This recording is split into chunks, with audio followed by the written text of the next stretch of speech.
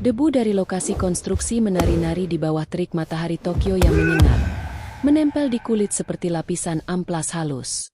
Galang mengencangkan bau terakhir pada rangka baja. Otot-ototnya menjerit lelah. Keringat membasahi kaos birunya yang sudah pudar, menggambar peta di punggungnya. Di metropolis yang serba cepat ini, dia hanyalah satu dari ribuan bayangan tak bernama, seorang kuli bangunan yang turut menegakkan pilar-pilar kemegahan kota asing. Dia adalah angka statistik, Roudosha, pekerja, lain dari Asia Tenggara. Pria asal Ciamis itu menyeka wajahnya dengan lengan bajunya yang kotor. Tangannya kapalan, kulitnya legam terbakar matahari. Kapalan itu bukan hanya karena palu dan linggis, tapi karena ribuan jam latihan di atas tanah keras di bawah pohon rindang di kampung halamannya. Tangan yang sama yang kini memegang besi baja, dulu dilatih untuk merasakan getaran langkah semut. Rasa, kata gurunya dulu, adalah inti dari silat, bukan mata. Setiap hari adalah rutinitas yang sama. Bangun sebelum fajar, berdesakan di kereta yang penuh sesak, bekerja di bawah komando mandor yang galak, dan pulang saat senja mulai ungu. Pikirannya seringkali melayang jauh, ribuan kilometer ke selatan. Di Ciamis, sore hari beraroma singkong bakar dan teh melati yang diseduh ibunya. Di Tokyo, sore hari beraroma ozon, aspal panas, dan logam dingin. Rindu itu adalah beban yang lebih berat dari karung semen yang dipanggulnya. Rute pulangnya selalu melewati sebuah dojo tua yang terhimpit di antara gedung-gedung kaca modern. Namanya, Shobukan, Dojo Kebenaran Bela Diri. Sebuah pelang kayu tua yang diukir dengan kaligrafi kanji yang kuat tergantung di gerbangnya, menunjukkan usianya yang sudah puluhan tahun.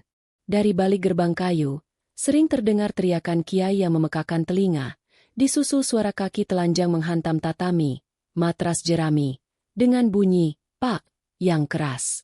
Galang sering berhenti sejenak di seberang jalan, bukan untuk mengagumi, tapi untuk membandingkan. Suara itu keras, linear, dan penuh kekuatan yang meledak-ledak. Itu adalah seni yang fokus pada satu pukulan mematikan. Iken Hisatsu. Satu serangan, satu kematian. Sangat berbeda dengan apa yang diajarkan gurunya. Silat adalah nafas, kata gurunya dulu. Dia mengalir, tidak meledak. Dengarkan desau angin di rumpun bambu, dengarkan gemericik air di sungai. Itu adalah jurus yang sebenarnya. Jangan jadi batu, jadilah air. Sore itu, dia terlalu lelah untuk berhenti. Pundaknya pegal linu, dan perutnya keroncongan.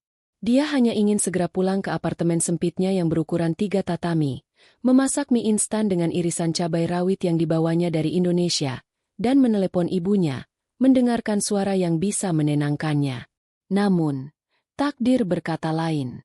Saat dia melintas tepat di depan gerbang, sekelompok pemuda berkarate gi putih bersih, begitu putih hingga menyilaukan, keluar, tawa mereka sombong dan riuh. Mereka adalah murid-murid elit Shobukan, berjalan dengan dada tegap, jelas merasa superior di lingkungan mereka. Keringat mereka tampak bersih, tidak seperti keringat Galang yang bercampur debu. Mereka dipimpin oleh satu orang yang paling menonjol, yang berjalan di depan seolah-olah jalanan itu miliknya. Namanya Kenji Tanaka. Dia adalah bintang dojo, sabuk hitam dan 3, juara nasional karate universitas, putra tunggal sang master, dan pewaris Shobukan. Matanya tajam, rahangnya kokoh, dan auranya memancarkan arogansi yang terasah oleh ribuan kemenangan di kompetisi. Matanya yang meremehkan itu menangkap sosok Galang yang membungkuk lelah, kotor oleh debu proyek, helm konstruksi tergenggam di tangan kapalan. Kenji tersenyum miring, sebuah senyum yang tidak mencapai matanya.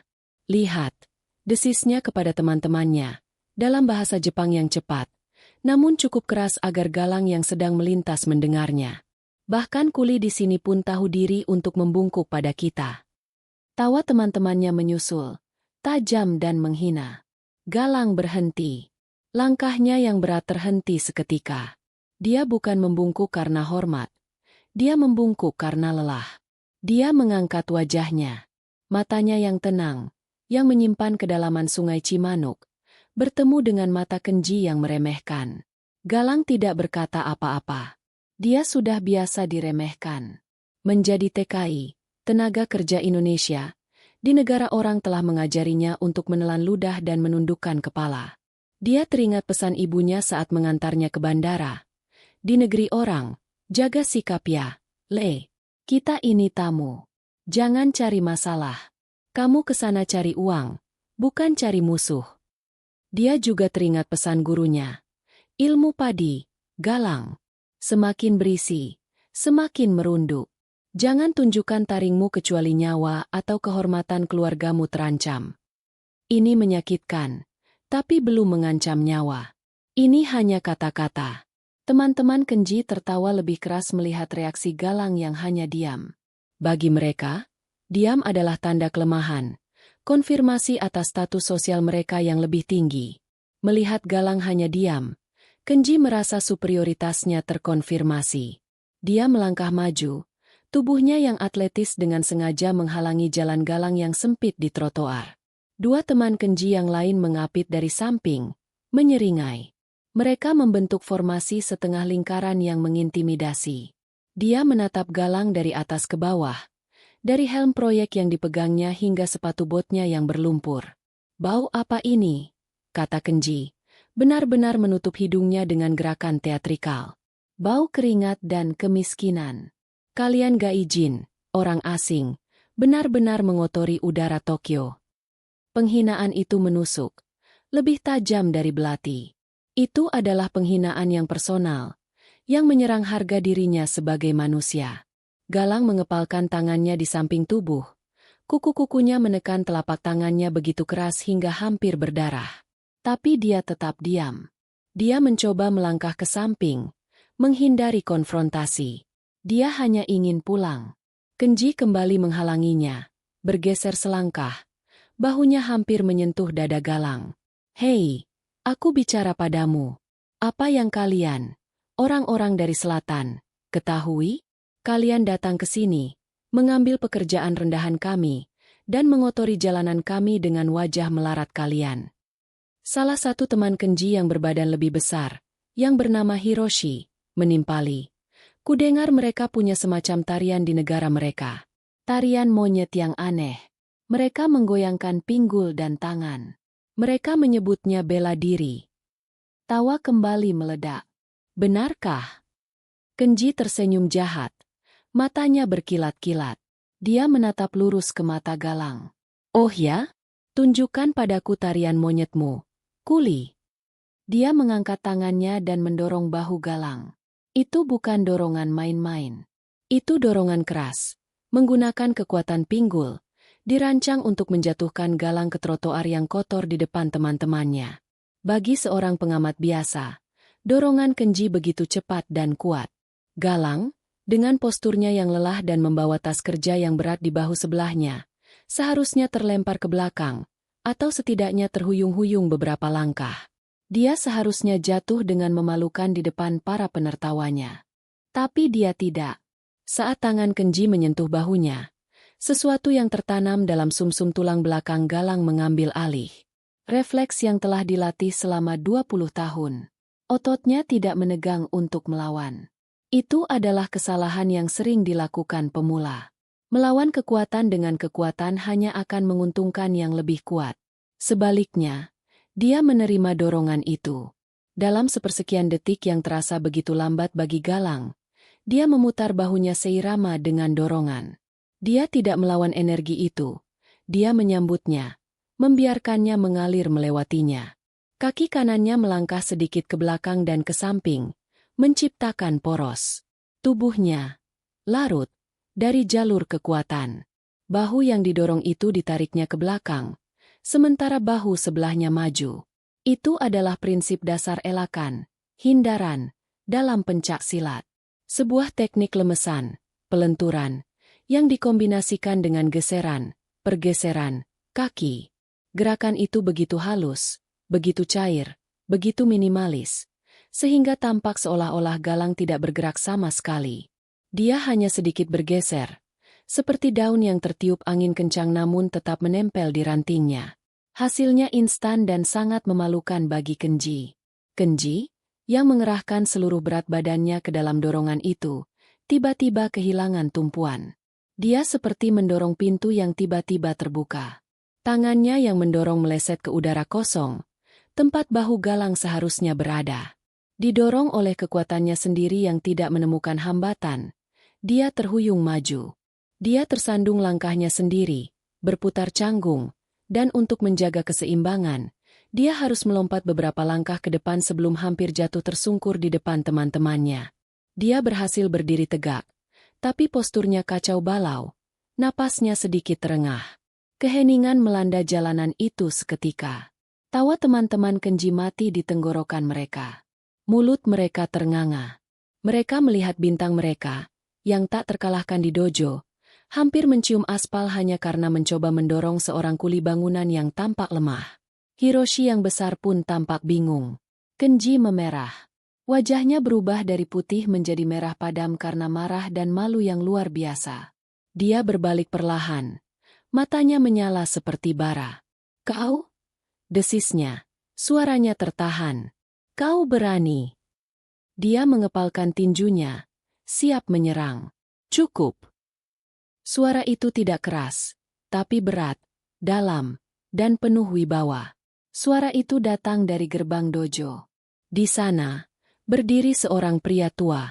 Rambutnya putih seperti salju, disisir rapi ke belakang. Dia mengenakan gi hitam dan hakama, celana panjang tradisional. Meski usianya terlihat lebih dari 70 tahun, punggungnya lurus seperti pedang yang ditempa dengan sempurna. Dia adalah Takeda Haruto, sensei kepala Shobukan, ayah Kenji, dan seorang master karate generasi lama yang legendaris di Tokyo. Dia telah menyaksikan seluruh kejadian itu dari bayang-bayang gerbang. Dia sengaja diam, ingin melihat bagaimana putranya, sang pewaris, bersikap di luar dojo. Dia melihat arogansi murid kesayangannya. Dia melihat penghinaan yang tidak perlu itu. Dan yang terpenting, dia melihat gerakan itu. Gerakan yang bukan gerakan. Gerakan kosong yang menelan kekuatan. Dia telah menghabiskan 50 tahun hidupnya untuk menyempurnakan kime, fokus kekuatan. Tapi apa yang baru saja dia lihat adalah kebalikannya. Musubi, harmoni, yang sempurna, kemampuan untuk menyatu dengan serangan lawan dan menghilangkannya. Itu adalah prinsip tertinggi Aikido, tapi dieksekusi dengan cara yang berbeda, lebih membumi, lebih kokoh. Mata Takeda tidak tertuju pada Kenji. Matanya tertuju lurus pada Galang. Dia melihat tangan Galang yang kapalan, postur rendah hati, dan matanya yang tenang. Tapi dia juga melihat sesuatu yang lain. Dia melihat akar. Kaki Galang, bahkan saat menghindar, tampak mencengkeram bumi. Posturnya tidak goyah sedikit pun. Dia melihat keseimbangan yang sempurna. Dia melihat pusat yang tenang di tengah kelelahan. Ini bukan refleks. Ini adalah disiplin. "Kenji," kata Takeda. Suaranya dingin seperti es di musim dingin. "Kau mempermalukan dirimu sendiri. Dan kau mempermalukan dojo ini." Kenji langsung menunduk dalam. Sikap arogannya lenyap, digantikan rasa takut pada ayahnya. "Sensei, dia menipuku. Dia menggunakan semacam trik." "Diam," potong Takeda. Suaranya tidak meninggi, tapi ketajamannya membuat Kenji terdiam. Mata seorang budoka, praktisi bela diri, harusnya bisa membedakan trik dan keterampilan. Kau gagal melihat keduanya. Takeda melangkah keluar dari gerbang, melewati putranya seolah-olah dia tidak ada. Dia berdiri di depan Galang. Galang, melihat seorang pria tua yang jelas-jelas dihormati, secara naluriah membungkukkan badan, tanda hormat kepada yang lebih tua, seperti yang diajarkan di kampungnya. Takeda mengamatinya sejenak. Dia tidak melihat kuli. Dia melihat seorang budoka. "Siapa namamu?" tanyanya dalam bahasa Jepang yang formal dan sopan. "Galang, Tuan," jawab Galang dalam bahasa Jepang yang sopan tapi sedikit kaku. Sisa-sisa pelajaran bahasa di balai latihan kerja. "Gerakan tadi," kata Takeda. "Itu bukan karate. Itu bukan judo. Itu jelas bukan aikido, meski prinsipnya mirip." Dia menatap mata Galang. Itu adalah sesuatu yang berakar. Apa itu? Galang ragu-ragu. Dia merasa terpojok. Dia tidak ingin ada masalah lebih lanjut. Itu hanya refleks, Tuan. Saya tidak bermaksud membuat masalah. Jangan merendah di hadapanku, kata Takeda. Nadanya tajam namun tidak marah. Aku tahu apa yang kulihat. Refleks dilatih. Disiplin membutuhkan waktu seumur hidup. Itu adalah kontrol yang sempurna. Aku bertanya lagi, apa itu? Galang menarik napas. Dia merasa tidak nyaman menjadi pusat perhatian.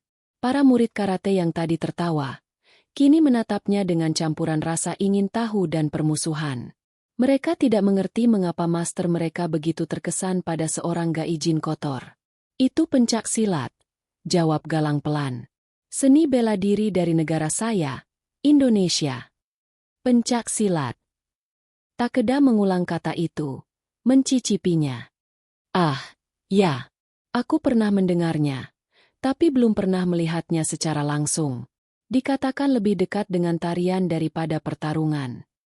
Di belakang Takeda, Kenji mendengus, merasa terbukti benar. Silat?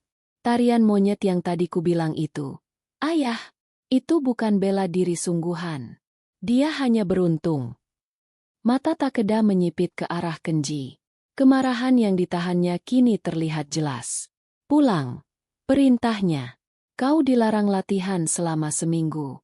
Pergi dan renungkan arti dari Budo, jalan bela diri. Renungkan mengapa seorang, kuli, memiliki disiplin yang lebih baik darimu. Renungkan perbedaan antara keberuntungan dan kegagalanmu. Wajah Kenji pucat. Dilarang latihan selama seminggu adalah penghinaan terburuk bagi seorang murid, apalagi seorang pewaris. Dia membungkuk kaku, menatap Galang dengan kebencian yang tak terselubung. Kini kebencian itu bukan hanya pada Galang, tapi juga pada ayahnya. Dia berbalik dan pergi dengan langkah menghentak.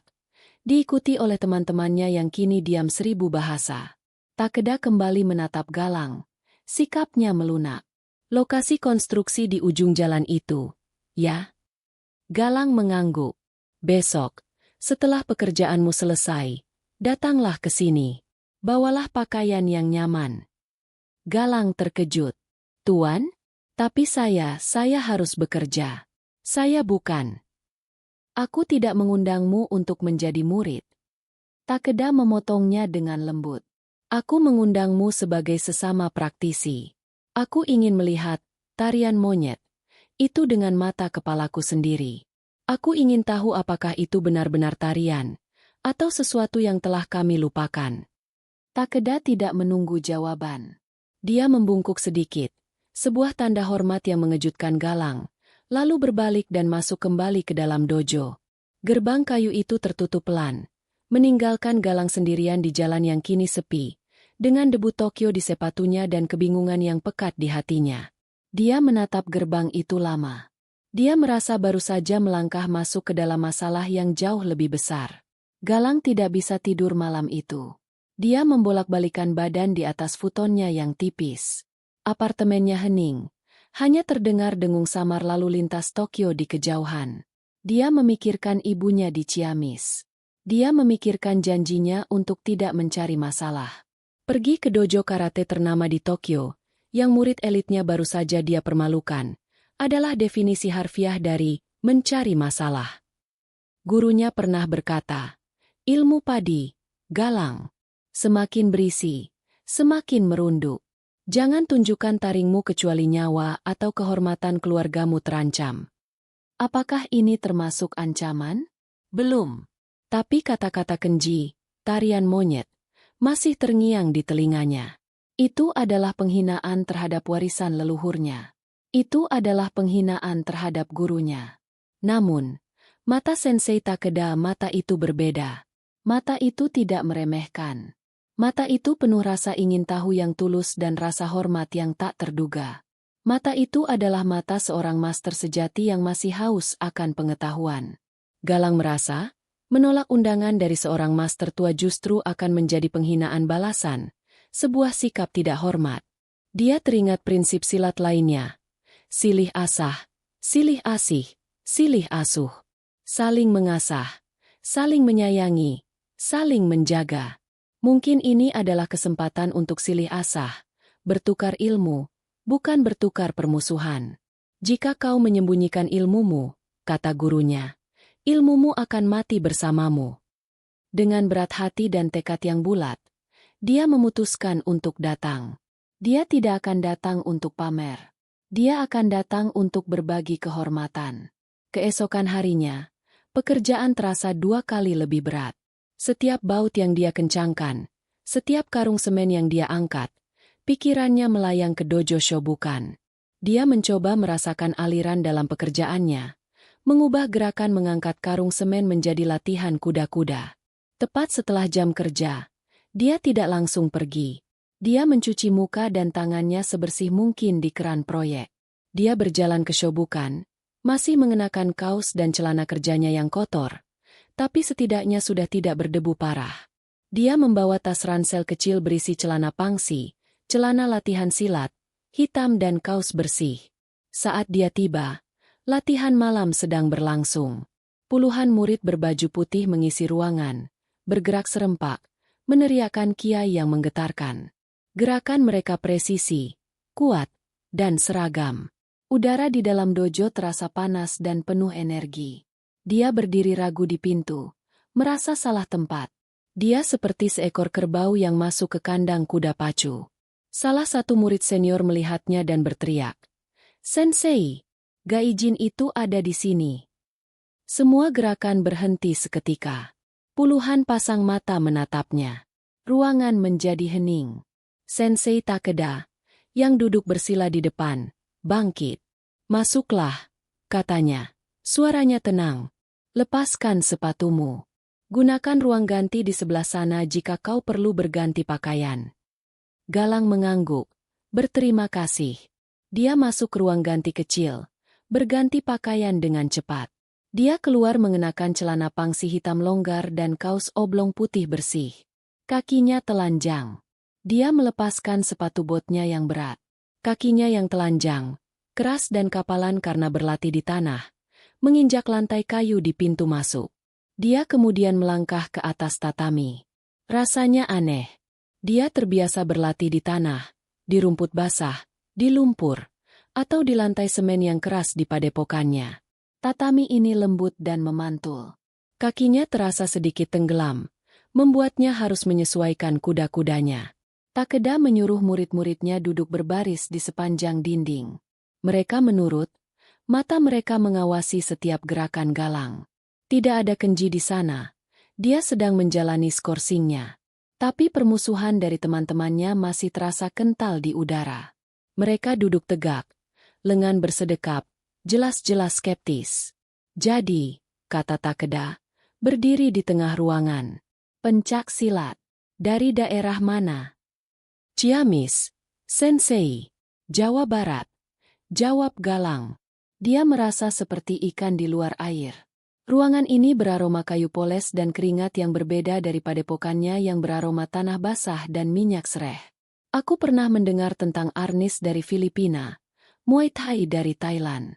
Mereka adalah seni pertarungan yang keras. Tapi silat, aku hanya tahu sedikit." Takeda mengambil posisi kuda-kuda karate yang kokoh. "Kibadachi. Tunjukkan padaku. Anggap aku sebagai lawan." Galang menggeleng. "Saya tidak bisa, Sensei. Anda adalah seorang master. Saya kesini bukan untuk melawan. Saya menghormati Anda." Takeda tersenyum tipis. Rasa hormat adalah dasar dari Budo. Tapi rasa hormat juga ditunjukkan dengan tidak menahan diri saat diminta. "Aku tidak memintamu untuk melawanku. Aku memintamu untuk menunjukkan padaku. Bagaimana kau merespons jika aku menyerang?"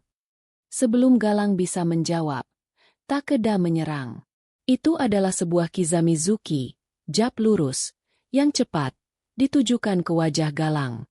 Itu bukan serangan penuh, tapi sangat cepat, dirancang untuk menguji refleks. Serangan Takeda secepat ular mematuk. Tapi bagi Galang, yang dilatih untuk merasakan niat sebelum gerakan terjadi, serangan itu tampak sedikit telegrafis. Dia tidak menghindar mundur. yang akan membuka ruang untuk serangan lanjutan. Dia melakukan apa yang telah dilatihnya seumur hidup. Dia bergerak ke dalam. Tubuhnya sedikit miring, kepalanya bergeser beberapa inci ke kiri. Gerakan minimalis. Tinju Takeda meleset tipis melewati telinganya. Pada saat yang sama, tangan kiri Galang naik, bukan untuk memblok dengan tulang, tapi untuk menepis, tepis, lengan Takeda ke samping dengan telapak tangan terbuka, mengalihkan energi serangan itu. Takeda, terkesan dengan kecepatan menghindarnya, langsung menyusul dengan Gyakuzuki, pukulan terbalik, dengan tangan kanannya, mengincar ulu hati Galang. Ini adalah kombinasi standar yang telah menjatuhkan ratusan lawan. Galang, yang sudah berada di dalam jarak serang Takeda, merendahkan tubuhnya. Dia berputar sedikit, sikunya naik untuk menahan pukulan itu, tangkisan siku, mementahkan serangan itu ke atas. Sementara tangan kirinya yang tadi menepis, kini berputar ke bawah, menebas seperti paruh elang, siap untuk menyerang titik lemah di rusuk Takeda. Tapi dia berhenti. Tangannya berhenti 1 inci dari gi Takeda. Keseimbangan tubuhnya sempurna. Dia bisa saja melanjutkan dengan totokan, tusukan jari, kerusuk, tapi dia menahannya. Takeda juga berhenti. Matanya melebar takjub. Serangan kombinasinya yang cepat dan efisien telah dinetralkan dalam 2 gerakan yang begitu halus dan mengalir. Dia merasakan angin dari serangan balasan Galang yang berhenti tepat di rusuknya. Murid-murid yang menonton menahan napas. Mereka melihat tangan kuli itu berhenti tepat di rusuk sensei mereka. Sebuah serangan yang, jika dilanjutkan, akan mendarat telak. Luar biasa, bisik Takeda. Sangat halus. Kau tidak melawan kekuatanku. Kau mencurinya. Kau meminjam momentumku untuk menciptakan bukaan. Filosofi yang berbahaya. Dia mundur selangkah dan membungkuk sedikit. Sebuah gestur yang membuat murid-muridnya semakin bingung dan beberapa merasa tersinggung. Sekarang, kata Takeda, aku sudah melihat reaksimu. Tunjukkan padaku bentuk MU. Tunjukkan padaku jurus MU. Galang menarik napas dalam-dalam, mencoba menenangkan jantungnya yang berdebar. Dia tidak terbiasa tampil. Dia melatih silat untuk dirinya sendiri, untuk disiplin batin, bukan untuk pertunjukan. Dia memejamkan mata sejenak, mengosongkan pikirannya dari puluhan pasang mata yang mengawasinya. Dia membayangkan dirinya kembali ke Ciamis, di alun-alun, di bawah pohon beringin tua. Dia mendengar suara kecapi Sunda, dan suling, seruling bambu, yang mengalun lirih, musik yang selalu mengiringi latihannya. Dia merasakan tanah basah di bawah kakinya, bukan tatami yang memantul. Dia membuka matanya. Auranya berubah. Tubuhnya yang tadi kaku karena gugup, kini menjadi rileks. Dia memasang kuda-kuda tengah yang rendah. Kakinya mencengkeram tatami seolah-olah itu adalah tanah. Tangannya membentuk sikap pasang, posisi siap, di depan dada. Lalu dia bergerak. Itu adalah jurus Chimande. Itu tidak seperti kata karate. Kata itu kuat, kaku, dan linear, dengan jeda yang jelas antar gerakan. Ini adalah air. Gerakannya mengalir tanpa henti. Dari kuda-kuda rendah, dia bisa meledak ke atas seperti ombak, lalu kembali merendah seperti akar. Tangannya menari, berputar di pergelangan tangan. Kadang terbuka seperti kelopak bunga, siap menepis. Kadang mengeras seperti paruh elang, patukan, siap menyerang titik vital. Kadang membentuk cakar macan, pamacan, siap merobek. Setiap gerakan adalah transisi yang mulus ke gerakan berikutnya. Murid-murid karate itu menonton dengan bingung. Awalnya terlihat seperti tarian.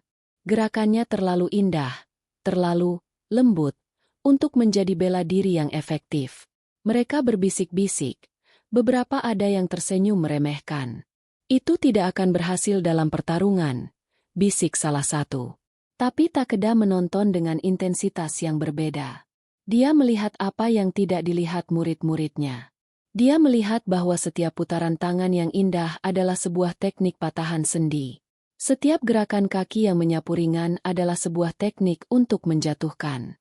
Setiap langkah yang terlihat defensif adalah jebakan untuk memancing lawan masuk ke dalam kuncian. Dia melihat footwork yang kompleks, segitiga, yang selalu melindungi pusat tubuh Galang. Itu adalah keindahan yang mematikan. Galang bergerak melintasi tatami, tubuhnya naik turun, berputar, seolah-olah dia sedang melawan 5 lawan tak terlihat dari segala arah. Dia adalah badai yang tenang. Ketika Galang menyelesaikan jurusnya, dia kembali ke posisi awal, sikap pasang yang tenang. Keringat mengalir di pelipisnya. Napasnya teratur. Keheningan di dojo itu lebih pekat dari sebelumnya. Kali ini, tidak ada senyum meremehkan. Hanya ada kebingungan. Takeda Haruto memecah keheningan. Dia tidak bertepuk tangan. Dia hanya mengangguk pelan, dalam-dalam. Selama 40 tahun, katanya, suaranya bergema. Aku mengira Budo adalah tentang menyempurnakan pukulan dan tendangan. Tentang Kime, fokus kekuatan pada satu titik. Hari ini, aku melihat sesuatu yang berbeda. Dia menatap murid-muridnya. Kalian lihat?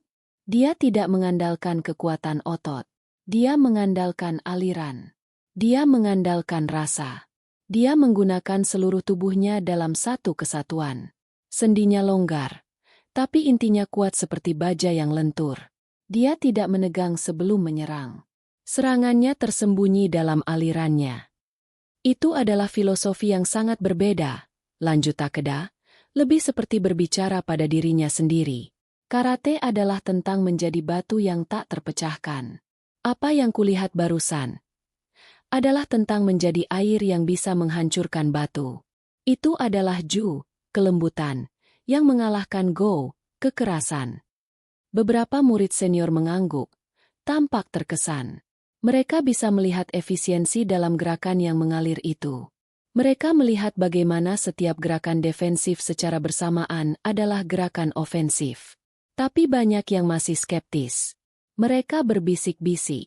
Terlalu banyak gerakan, tidak efisien. Bisik salah satu sabuk hitam. Satu pukulan Mawashi Geri, tendangan memutar, akan menghancurkannya sebelum dia selesai menari. Itu hanya teori. Takeda mendengarnya. Dia tidak marah. Akan ada yang bilang itu lemah, katanya, suaranya ditujukan kepada murid-muridnya. Akan ada yang bilang itu hanya pertunjukan. Tapi air bisa menembus batu. Angin bisa merobohkan pohon ek. Jangan pernah meremehkan apa yang tidak kalian pahami. Kalian hanya melihat tariannya, tapi aku melihat pertarungannya. Dia berbalik ke Galang. Terima kasih telah membuka mata kami, Galang-san. Penggunaan akhiran, san, yang penuh hormat, yang biasanya ditujukan untuk tamu terhormat atau sesama master, membuat para murid terkejut. Kau boleh pergi, kata Takeda. Tapi, kau selalu diterima di sini. Pintu Shobukan terbuka untukmu. Galang membungkuk dalam, menangkupkan kedua tangannya di depan dada. Terima kasih, Sensei. Dia berjalan keluar dari tatami, memakai kembali pakaian kerjanya, lalu sepatu botnya, dan kembali ke malam Tokyo. Dia pergi, tetapi dia meninggalkan gelombang kebingungan dan percikan rasa ingin tahu di dalam dojo Shobukan. Berita tentang kuli silat menyebar cepat. Dojo Shobukan menjadi bahan pembicaraan. Kenji Tanaka, yang sedang menjalani skorsingnya di rumah, mendengar semuanya. Dia mendengar dari teman-temannya bagaimana ayahnya sendiri, sang master, memuji orang asing itu. Dia mendengar bagaimana ayahnya membandingkan karate dengan batu dan silat dengan air. Dia mendengar bagaimana para murid senior mulai berdiskusi, mempertanyakan keefektifan karate mereka. Apakah kita terlalu kaku? Tanya mereka. Apakah gerakan mengalir itu lebih baik? Bagi Kenji, ini bukan lagi soal bela diri. Ini soal kehormatan. Kehormatan dojo ayahnya. Dan kehormatannya sebagai murid terbaik. Dia merasa Galang telah datang dan meludahi warisan mereka. Dia tidak hanya mempermalukannya di jalan. Dia kini meracuni pikiran ayahnya dan murid-murid lain. Ayahnya, yang selalu mengajarkan superioritas karate, kini terdengar seperti seorang filsuf tua yang lemah. Ketika skorsingnya berakhir, Dia kembali ke dojo dengan api di matanya. Dia tidak peduli dengan murid lain. Dia langsung menghampiri ayahnya yang sedang bermeditasi di ruang pribadinya. "Ayah," katanya. Suaranya tertahan oleh amarah. "Kau telah mempermalukan kami." Takeda membuka matanya. Tatapannya tenang. Kau membiarkan seorang kuli kotor masuk ke tatami suci ini. Kau memujinya di depan semua orang. Kau merendahkan karate kita sendiri," seru Kenji. "Sekarang, dojo lain menertawakan kita. Dojo Kyokun di seberang jalan bilang Shobukan telah menjadi lemah. Mereka bilang kita lebih suka menari daripada bertarung. Kau membuat kita tampak lemah. Kebanggaanmu yang membutakanmu, Kenji," kata Takeda tenang. "Bukan aku yang mempermalukan dojo ini. Tapi kau, dengan arogansimu di jalan hari itu. Kau menunjukkan wajah Shobukan yang terburuk. Seorang master sejati belajar dari siapa saja. Bahkan dari kuli. Belajar? Aku akan mengajarinya," seru Kenji. "Aku akan tunjukkan pada semua orang bahwa karate adalah yang terkuat." "Bagaimana?" tanya Takeda. "Izinkan aku melawannya. Secara resmi. Bukan lagi di jalanan atau pertunjukan di dojo. Sebuah pertarungan. Shiai, pertandingan. Di sini, di tengah dojo. Undang semua master lain. Biarkan semua orang melihat bagaimana tarian monyetnya hancur di hadapan karate Shobukan yang sebenarnya." Takeda menatap putranya lama. Dia melihat bakat yang luar biasa, tapi juga kemarahan yang bisa menghancurkannya. "Dan jika kau kalah?" "Aku tidak akan kalah," raung Kenji. "Kekuatan akan selalu mengalahkan keindahan. Pukulan akan selalu mengalahkan tarian." Takeda menghela napas panjang. Dia melihat bahwa putranya tidak akan belajar dengan kata-kata. Dia harus belajar dengan pengalaman. "Baiklah, jika dia setuju, aku akan mengizinkannya. Tapi ingat ini, Kenji, jika kau bertarung dengan kebencian, kau sudah kalah sebelum pertarungan dimulai. Kau akan dibutakan oleh amarahmu sendiri."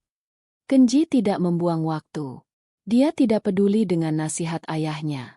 Dia hanya melihat satu jalan, kemenangan mutlak.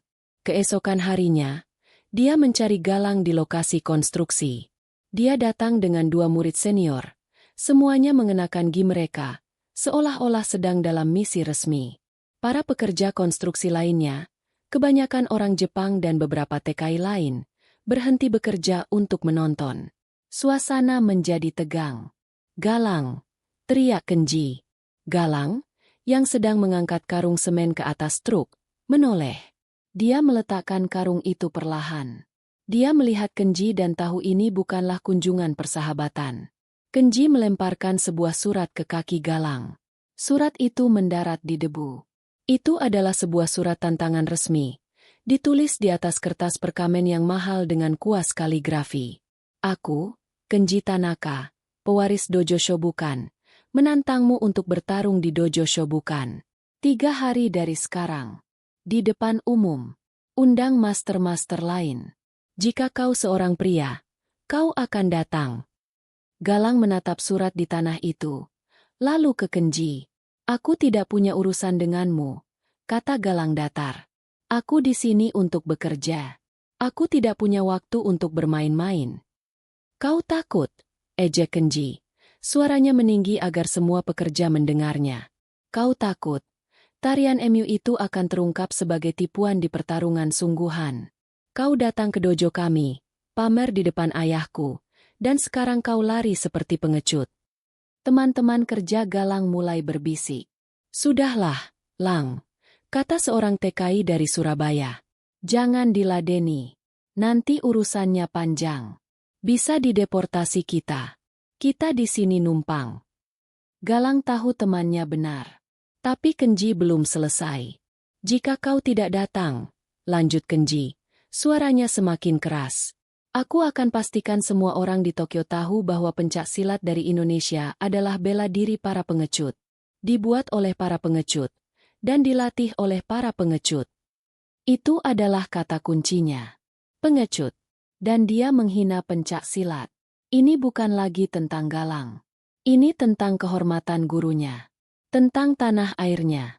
Tentang warisan yang dia bawa. Galang menatap mata Kenji. Amarahnya tidak meledak, tapi menjadi dingin dan fokus. Aku akan datang, katanya pelan. Kenji tersenyum. Tapi dengan satu syarat, tambah Galang. Apa? Tidak ada pelindung. Tidak ada poin.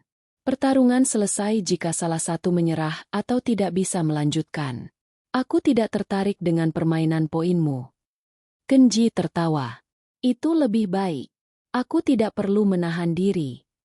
Satu syarat lagi, kata Galang. Apapun hasilnya, kau tidak akan pernah menghina seni bela diriku atau negaraku lagi. Di depan semua orang, kau akan meminta maaf atas kata-katamu hari ini. Kenji tersenyum buas. Tentu, aku akan meminta maaf pada Abu Emu setelah aku selesai. Sepakat. Dia berbalik. 3 hari lagi, aku akan menghancurkanmu. 2 malam berikutnya, Galang tidak berlatih fisik. Dia tahu tubuhnya sudah siap. Yang perlu dia siapkan adalah batinnya. Dia pulang kerja, membersihkan diri, dan duduk bersila di apartemen kecilnya. Dia mematikan lampu, hanya menyisakan cahaya bulan yang masuk dari jendela kecil. Dia bermeditasi. Dia tidak memikirkan tentang kemenangan atau kekalahan. Kemenangan dan kekalahan adalah ilusi ego. Dia memikirkan tentang aliran. Gurunya pernah membawanya ke Sungai Cimanuk saat banjir. Airnya coklat, deras, dan menakutkan. Lihat air itu, Galang. Dia marah. Dia kuat, dia merusak. Tapi di saat yang sama, dia lentur, kata gurunya. Dia tidak pernah melawan batu besar. Dia mengelilinginya, mengikisnya perlahan, atau melompatinya. Jika dia terhalang, dia mengumpulkan kekuatan dalam diam, lalu menjebol penghalangnya. Jadilah seperti air. Lawanmu adalah batu. Jangan hancurkan dia, tapi kikislah dia. Galang tahu Kenji adalah batu. Keras, kuat, dan tak kenal kompromi. Dia tidak bisa melawan Kenji dengan kekerasan. Jika dia mencoba adu pukul, tulang-tulangnya akan patah. Karate dilatih untuk mematahkan. Silat dilatih untuk masuk, mengunci, dan mematikan aliran. Dia harus menjadi air. Dia harus masuk ke dalam badai, menemukan mata badai yang tenang, dan dari sanalah dia akan menyerang. Dia memvisualisasikan setiap kemungkinan serangan Kenji, tendangan memutar, pukulan lurus, serangan sikut. Dan dia memvisualisasikan dirinya mengalir di sekitar mereka semua, menunggu. Menunggu satu kesalahan kecil. Satu bukaan sepersekian detik yang tercipta dari amarah. Di seberang kota, Kenji berlatih seperti orang gila. Dia menghantam makiwara, papan latihan pukul, sampai buku-buku jarinya berdarah dan bengkak. Dia berteriak dengan setiap pukulan. Mati! Mati! Mati!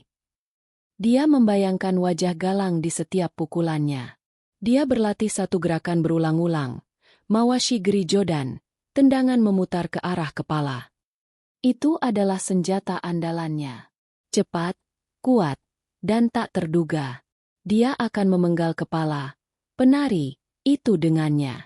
Ayahnya, Takeda, hanya mengamatinya dari jauh dengan ekspresi sedih. Dia masih bertarung dengan kebencian, gumam Takeda. Dia tidak bertarung untuk menang. Dia bertarung untuk menghancurkan. Itu bukan budo. Hari pertarungan tiba. Dojo Shobukan penuh sesak. Ini bukan lagi latihan biasa. Kenji telah menyebarkan undangan ke dojo-dojo karate lain di Tokyo. Para master dari aliran Goju-ryu, Shotokan, dan Kyokun hadir, duduk bersila di barisan depan, mengenakan gi terbaik mereka. Mereka datang untuk melihat arogansi Kenji Tanaka dihukum, atau untuk menyaksikan karate Shobukan mempertahankan dominasinya. Para murid Shobukan berbaris tegang di sepanjang dinding.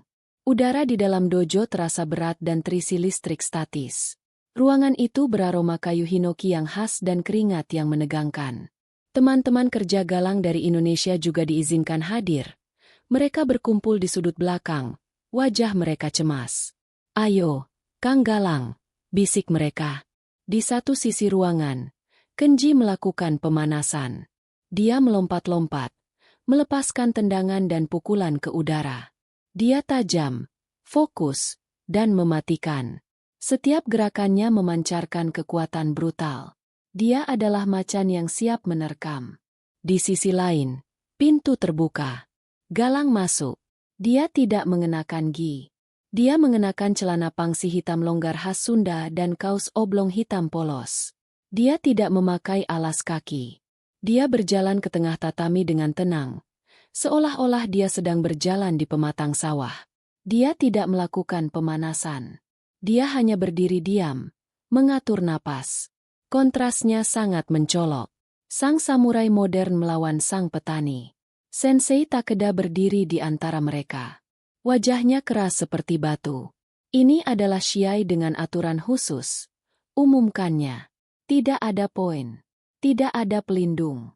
Pertarungan berlanjut sampai ada yang menyerah, pingsan, atau aku menghentikannya." Dia menatap murid-murid dan tamu. "Hari ini, kita tidak hanya menguji kekuatan. Kita menguji semangat Budo yang sejati. Hormati lawan kalian." Dia menatap Kenji. "Hormati lawanmu." Lalu dia menatap Galang. "Bertahanlah." Dia lalu berteriak, "Shomen ni, Rei!" Hormat ke depan. Semua membungkuk. "Otage ni, Rei!" Hormat satu sama lain. Kenji membungkuk cepat dan kaku. Matanya tidak pernah lepas dari Galang. Galang menangkupkan kedua tangannya di depan dada dan mengangguk hormat. Takeda mundur. Dia mengangkat tangannya. "Hening." Lalu dia menurunkannya. "Hajime." Mulai. Kenji tidak membuang sedetik pun. Dia meledak dari posisinya, persis seperti yang Galang duga dalam meditasinya. Dia tidak memulai dengan penjajakan. Dia tidak memberi Galang waktu untuk bernapas.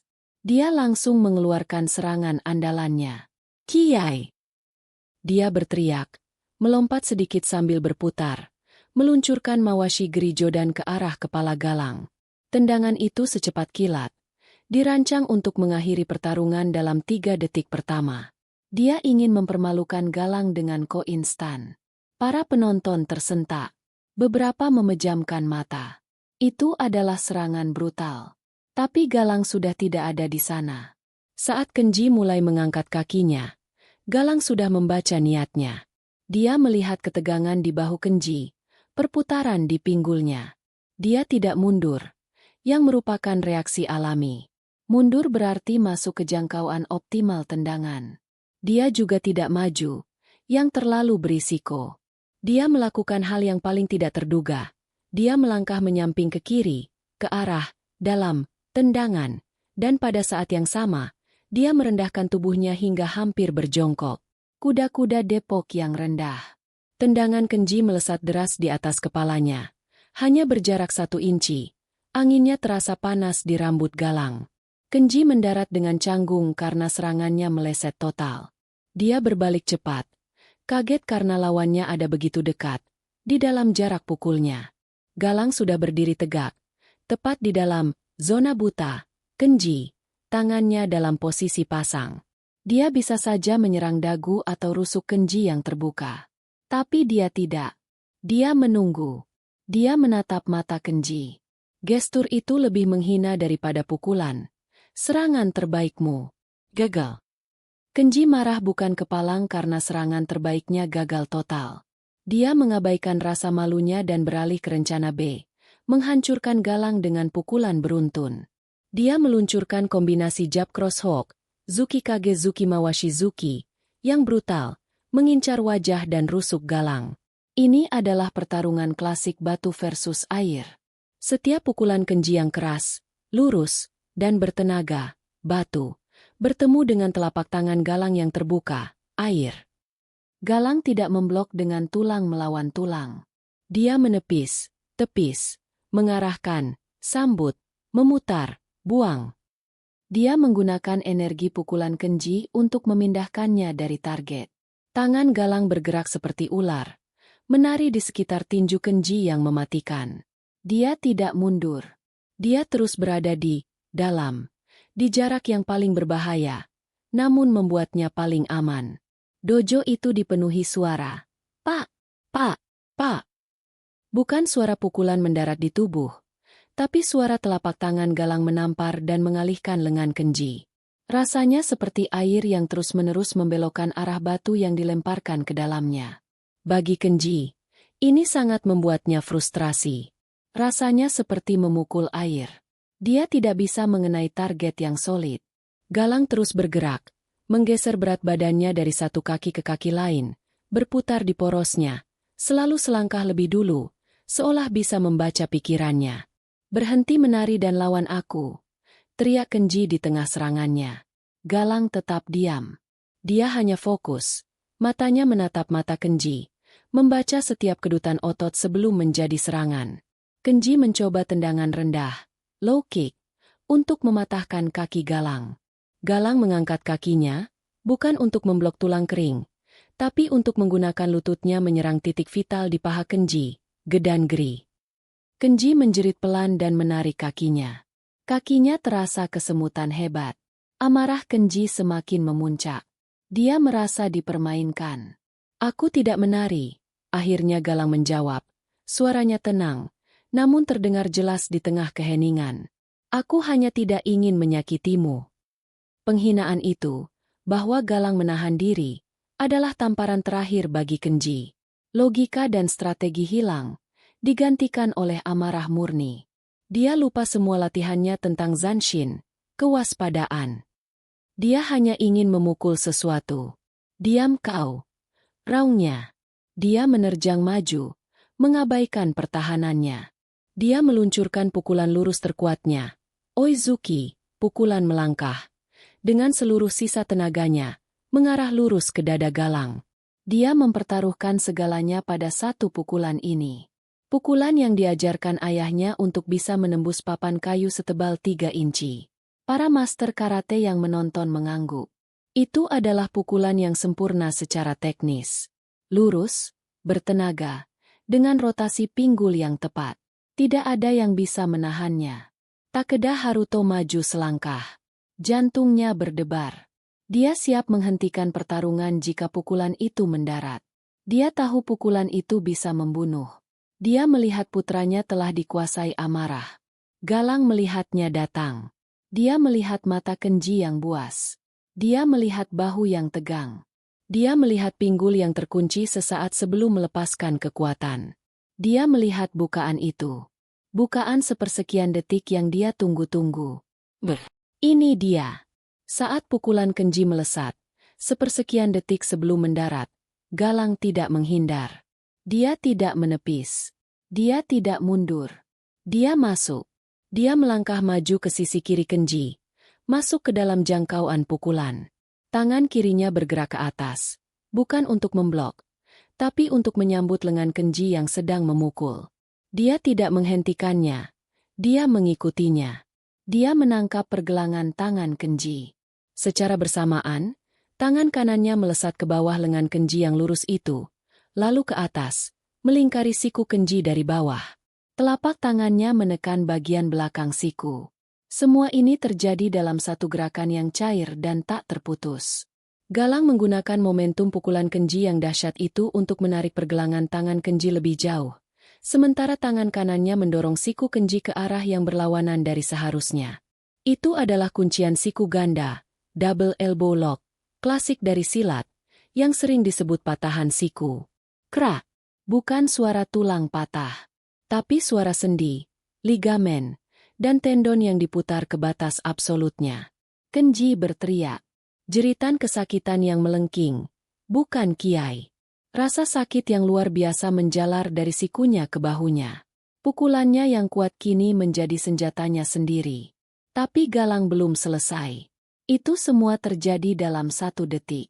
Saat Kenji berteriak dan tubuhnya secara refleks terdorong ke depan karena kuncian, Galang menyapukan kaki kanannya ke belakang kaki tumpuan Kenji. Sebuah sapuan belakang, teknik bantingan yang disebut sabetan, yang sederhana namun brilian. Dengan lengan terkunci dalam posisi yang menyakitkan dan kaki tumpuan dihilangkan, Kenji tidak punya pilihan. Keseimbangan tubuhnya hancur total. Gravitasi mengambil alih. Dia terangkat dari tanah. Tubuhnya berputar di udara, mengikuti momentum pukulannya sendiri yang telah diarahkan ulang oleh Galang. Galang tidak membantingnya. Dia hanya melepaskannya. Brak! Kenji Tanaka, bintang Shobukan, pewaris tak terkalahkan, terlempar dalam busur yang sempurna. Dia terbang melewati bahu Galang dan mendarat dengan punggung terlebih dahulu di atas tatami. Suara jatuhnya menggelegar seperti bom kecil di dalam dojo yang senyap itu. Itu bukan suara bantingan judo yang terkontrol. Itu adalah suara pohon tumbang. Udara terdesak keluar dari paru-parunya dalam satu embusan napas yang menyakitkan. Dan kemudian, hening. Debu-debu halus di atas tatami beterbangan di bawah lampu neon. Kenji terbaring diam. Matanya terbuka menatap langit-langit. Syok dan tidak bisa bernapas. Dia mencoba menggerakkan lengan kanannya. Tapi lengan itu tidak merespons. Hanya mengirimkan gelombang rasa sakit. Keheningan yang total. 100 orang di dalam ruangan itu, termasuk para master karate, menatap dengan mulut ternganga. Mereka melihat Kenji menyerang dengan pukulan mematikan. Dan sedetik kemudian, mereka melihat Kenji terbaring tak berdaya di lantai. Banyak dari mereka bahkan tidak melihat apa yang terjadi di antaranya. Itu terlalu cepat, terlalu halus, terlalu lembut. Tidak ada pukulan balasan. Tidak ada tendangan. Kenji dikalahkan oleh pukulannya sendiri. Galang tidak berpose. Dia tidak meraung. Dia hanya berdiri, kuda-kudanya kembali rendah. Tangannya kembali siaga di depan dada. Dia masih menjadi air, sementara lawannya telah menjadi batu yang pecah. Keheningan di dojo itu lebih keras daripada suara benturan tadi. Itu adalah keheningan dari 100 pikiran yang mencoba memproses sesuatu yang mustahil. Dojo Tokyo telah gempar. Galang berdiri di atas Kenji yang terbaring. Dia tidak bersorak. Dia tidak mengangkat tangannya dalam kemenangan. Dia hanya menatap lawannya yang kesakitan. Napasnya teratur. Dia menunggu. Dia telah memenangkan pertarungan. Tapi dia belum mendapatkan apa yang dia inginkan. Rasa hormat. Kenji memegangi sikunya. Wajahnya pucat karena syok dan sakit. Dia menatap langit-langit dojo. Mencoba memahami apa yang baru saja terjadi. Dia telah dikalahkan. Bukan oleh kekuatan yang lebih besar, bukan oleh pukulan yang lebih cepat, tapi oleh teknik yang superior. Oleh sesuatu yang dia sebut, tarian monyet. Di barisan para master, seorang master Kyokun tua berambut putih, yang terkenal paling keras dan menjunjung tinggi pertarungan fisik, berkata pelan kepada rekannya, Aku bahkan tidak melihatnya bergerak. Dia tidak melawan. Dia hanya melarut. Pukulan Kenji-kun menembus kabut. Master Shotokan di sebelahnya mengangguk.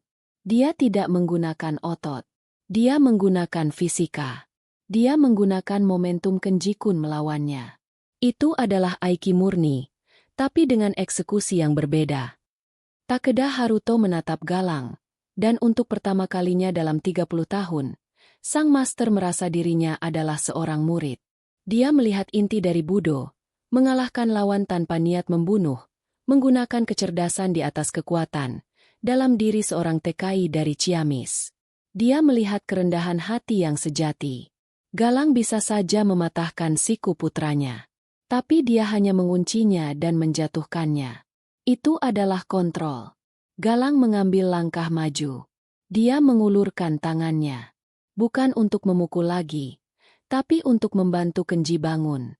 Kenji, dengan sisa harga dirinya, menepis tangan itu dengan lemah.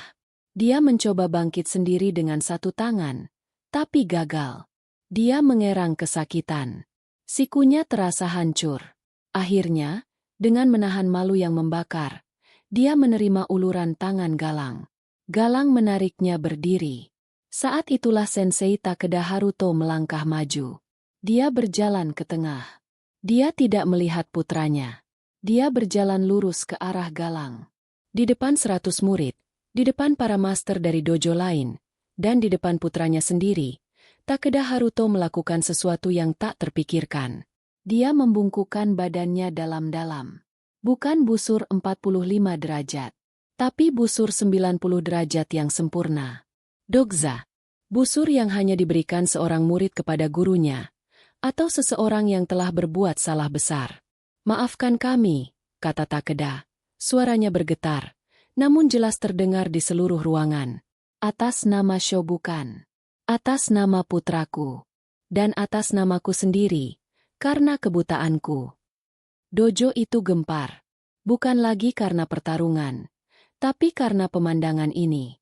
Seorang master karate legendaris menunduk hormat kepada seorang kuli bangunan asing. Itu adalah pemandangan yang meruntuhkan hierarki bela diri Tokyo. Melihat ayahnya, pahlawannya, simbol kekuatan karate yang tak tergoyahkan, membungkuk kepada pria yang baru saja mengalahkannya, sesuatu dalam diri Kenji hancur. Kebenciannya, arogansinya, kebanggaannya semuanya luruh. Yang tersisa hanyalah rasa malu yang dalam. Dia menyadari ayahnya tidak membungkuk karena kalah. Ayahnya membungkuk karena mengerti. Dia melangkah tertatih ke depan. Dia berdiri di samping ayahnya, di depan Galang. Dan dia melakukan hal yang sama. Dia membungkuk 90 derajat, lebih dalam dari ayahnya, sampai kepalanya hampir menyentuh tatami. Aku minta maaf, katanya terbata-bata. Air mata kemarahan dan rasa malu mengalir. Aku salah. Kehormatan ada padamu. Aku minta maaf telah menghina negaramu dan seni bela dirimu. Itu adalah syarat kedua yang diminta Galang. Galang menatap kedua pria itu. Dia merasa sangat tidak nyaman. Dia tidak pernah menginginkan ini. Dia meletakkan tangannya di bahu Kenji, lalu di bahu Takeda, meminta mereka untuk bangkit. Tidak ada yang kalah, kata Galang pelan. Kita hanya bertukar ilmu. Itu yang diajarkan guru saya. Tolong, berdirilah. Kejadian hari itu mengguncang dunia karate Tokyo. Shobukan tidak kehilangan kehormatan. Sebaliknya, mereka mendapatkannya. Dojo lain tidak lagi menertawakan mereka. Mereka menghormati mereka. Takeda Haruto secara terbuka mengumumkan bahwa dojo mereka akan mulai mempelajari prinsip-prinsip aliran dari pencak silat. Kenji, setelah sikunya pulih, ternyata hanya terkilir parah, tidak patah. Galang telah mengontrolnya, menjadi orang yang berbeda. Dia membuang arogansinya. Dia adalah orang pertama yang meminta Galang untuk mengajarinya. Bukan jurusnya, kata Kenji, tapi filosofinya. Ajari aku cara menjadi air. Ajari aku cara merasa.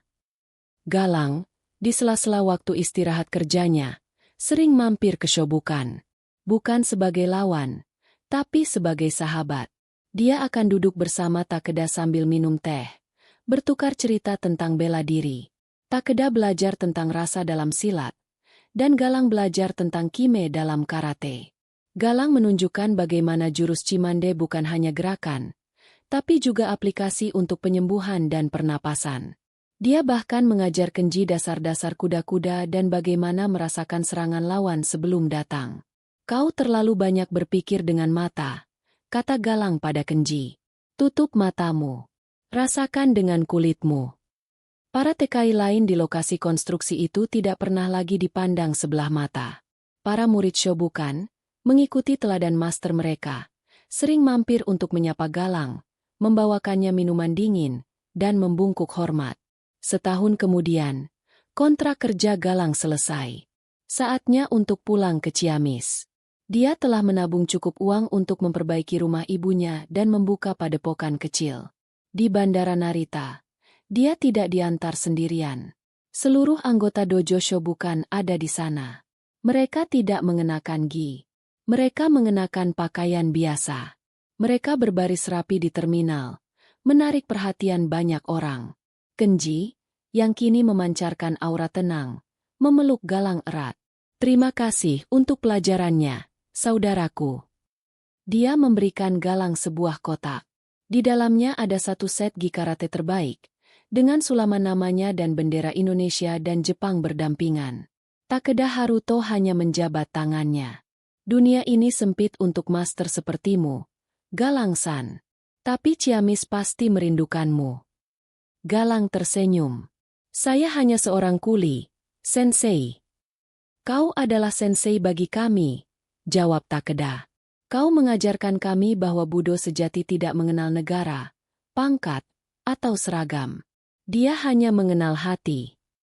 Saat Galang berjalan melewati gerbang keberangkatan, dia menoleh ke belakang. Dia melihat Kenji, Takeda, dan seluruh murid Shobukan membungkuk dalam untuk terakhir kalinya. Galang berhenti. Dia meletakkan tasnya, menangkupkan kedua tangannya di depan dada, dan membalas hormat mereka dengan sembah silat yang dalam. Dia pulang, membawa debu Tokyo, tapi meninggalkan warisan pencak silat yang kini mengalir di urat nadi dojo karate paling bergengsi di Jepang.